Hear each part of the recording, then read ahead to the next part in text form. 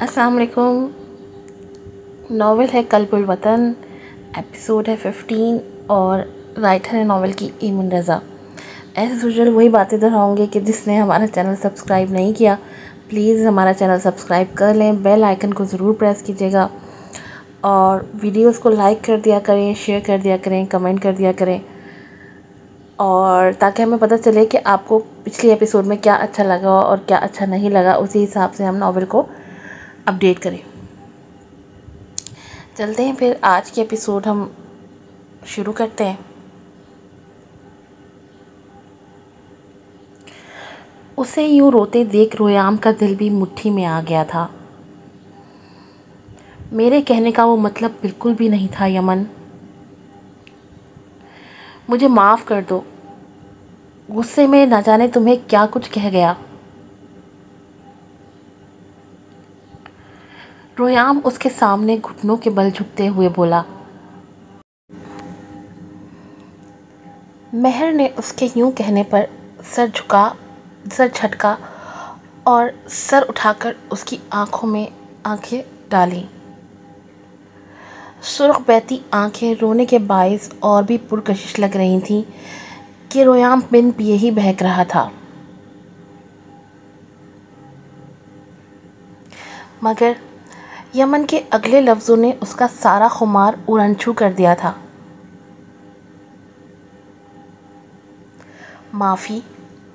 माफ़ी चाहते हैं आप? तो ठीक है, उसे दोबारा ज़िंदा कर दें, जिसकी जान मेरी वजह से गई है। मैं भी आपको माफ़ कर दूंगी। यमन की इस बात पर वो आंखें फाड़े उसे देखने लगा। यमन, उसके मुंह से हैरत से बस यही निकला।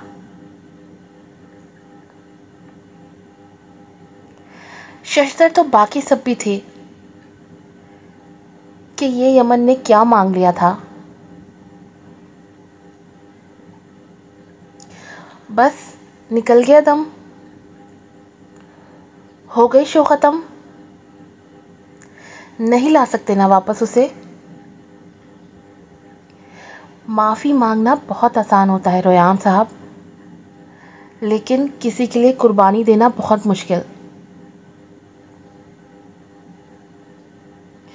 ये भी मैं किससे कह रही हूँ जो कुर्बानी लफ्ज़ तक से ना आशना है।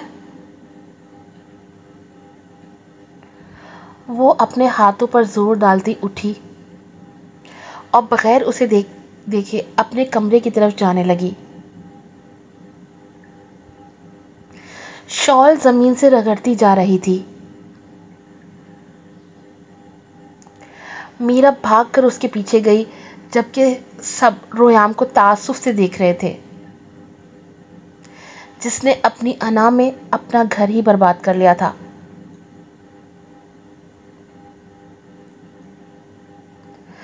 वो पशेमानी और दर्द के एहसास के ज़ेरे असर घर से बाहर निकलता चला गया।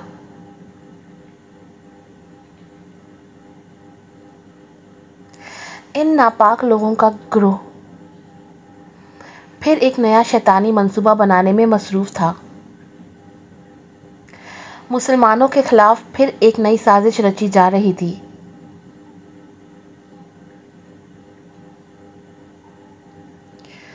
बोलो एजेंट ईगल, क्या किसी को तुम पर शक तो नहीं हुआ कि तुम्हें उनका लाहे अमल पता है? सरबराही कुर्सी पर बैठे उस मकरूह शख्स की आवाज़ उस कमरे में गूंजी थी।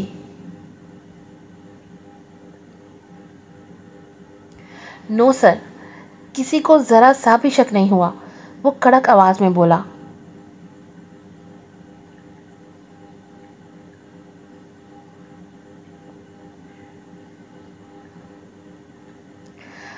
और वो कैप्टन यमन, वो कैसे बच गई? उसने गुस्से से पूछा। मेजर गुलजार ऐन वक्त पर उसके सामने आ गया, वरना उसका बचना मुश्किल था सर। उसके चेहरे से टपकता पसीना उसकी परेशानी का वाज़ेह सबूत था, जिसे वो सर के देखने से पहले साफ कर चुका था। ये यमन नामी बला बिल्कुल इस मेजर रोयाम का परतू बनती जा रही है। ऊपर कड़ी नज़र रखो, कुछ ऐसा करो कि सांप भी मर जाए और लाठी भी ना टूटे।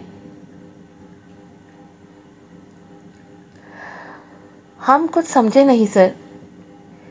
एक निस्वानी आवाज़ भी कमरे में गूंजी थी।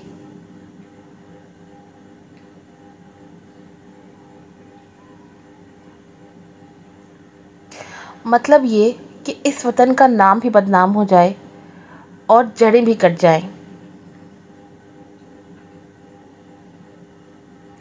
ये कहते ही उसका मकरू कहकहा गूंजा था, जिनमें बाकी चालबाज साथियों के भी शामिल हो चुके थे।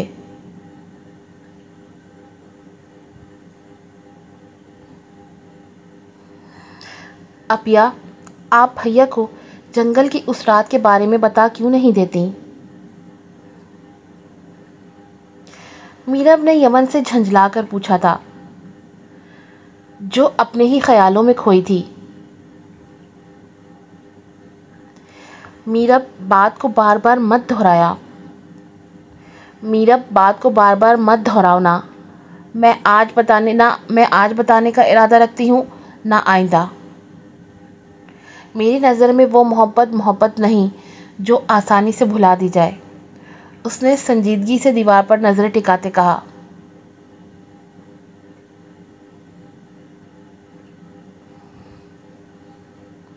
रोयाम जो अंदर आ रहा था, उसकी जंगल वाली बात सुनकर बाहर ही रुक गया। आपको बाहर रुकने की ज़रूरत बिल्कुल भी नहीं रोयाम साहब। हम भी फ़ौजी हैं और हमारी हिस्सियात भी तेज़ हैं।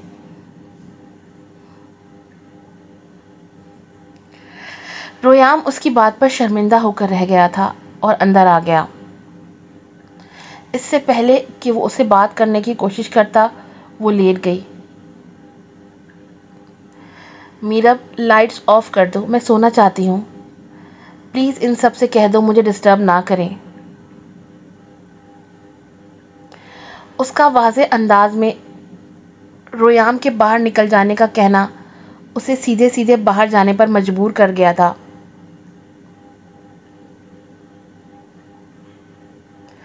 मगर अब उसके कदम अहमद विला की तरफ थे।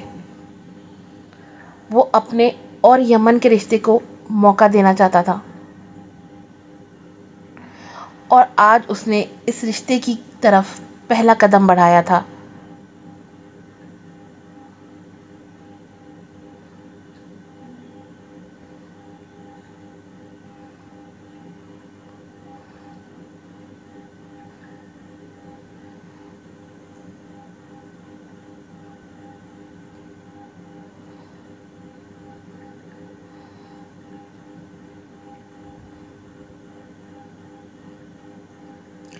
मैं रोयाम को कभी भी पता नहीं चलने दूंगी कि इस रात जंगल में मैं नहीं बल्कि यमन थी,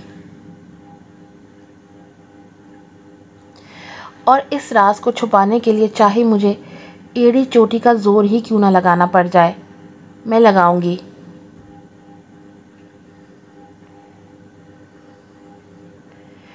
उसने कमरे में बैठे हराम मशरूब को मुंह से लगाते अपनी दोस्त के साथ फ़ोन पर राज़ो न्याज बांटते कहा।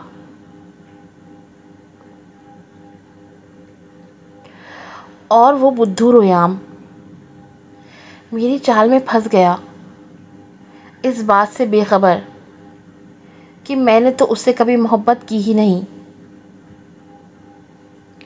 मैं तो मेजर शमशेर से मोहब्बत करती हूँ, जो बदकिस्मती से यमन के प्यार में डूब गया है। मगर कोई नहीं, उसके प्यार का भूत भी मैं यमन की बलि से उतारूंगी।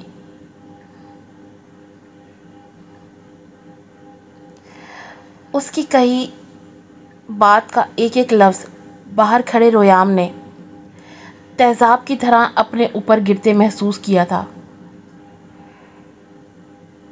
तो क्या बानो उसकी मोहब्बत नहीं बल्कि यमन थी, और वो इतनी देर से गलत लड़की के पीछे भागता रहा?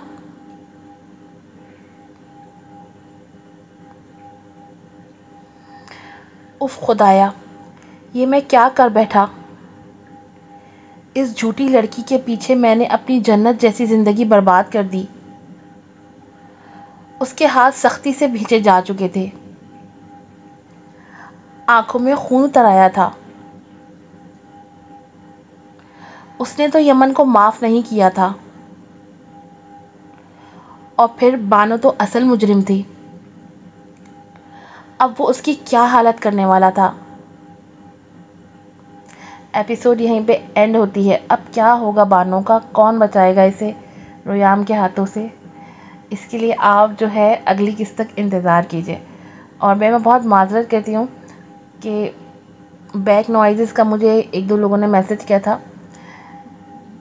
देखिए, मैं रात के टाइम पे ये वॉइसेस डब करती हूँ, और मैं कोई प्रोफेशनल नहीं हूँ। यूट्यूब से ही मैंने ये वीडियोस वगैरह बनाना सीखा है, और जितना आता है उतना कर लेती हूँ।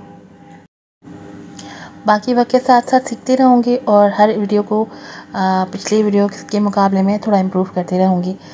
तो आप लोग भी साथ दें, और चैनल को लाइक करें, सब्सक्राइब करें, और वीडियोस को लाइक किया करें, और हमें अपनी दुआ में याद रखें। अस्सलामु अलैकुम।